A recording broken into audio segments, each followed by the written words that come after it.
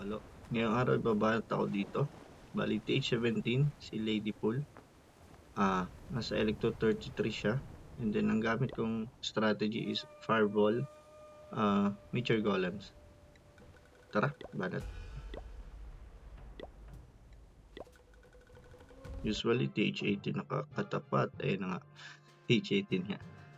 So, saan tayo magandang kumuha ng value? Usually kinukuha ko talaga yung isang speeder. Then tatalikuran ko isa.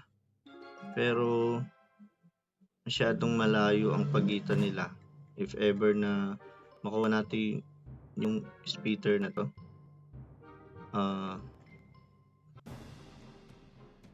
dito tayo dadaan.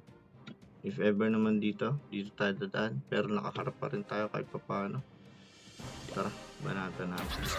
Dito na lang tayo para kasama yung RT. Siguro mag fireball ako sa multi-archer tower. Kaya ko lang natin yung ice block. Try pa natin pakuha yung yan AD. Isa pa. Okay. Nice.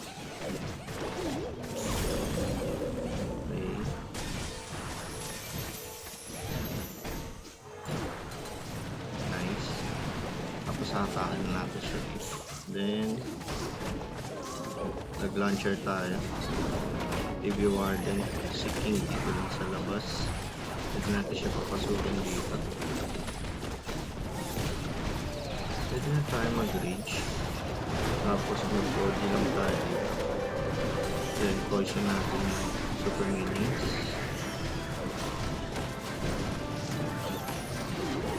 Lakas pala ng guardians mo. Sagad na. Level 5. Pwede tayo totem dyan.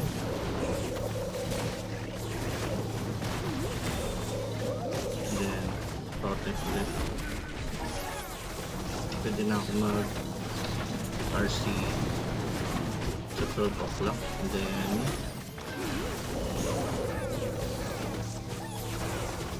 drop tayo ng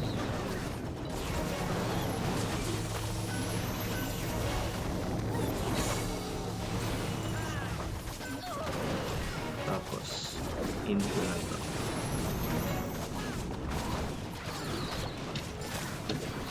Drop lang tayo mga pandini sa gate. Ngayon, si King, ayun, nag-bowling na. Kailangan natin si King as soon as possible. Then, drop ulit tayo ng archer dyan for clean up. Tapos, perform kung makukuha naman natin. Pwede tayo mag-drop din dito ng Net Hunter at wala naman depending heroes. Bigay ability gamitin ko na.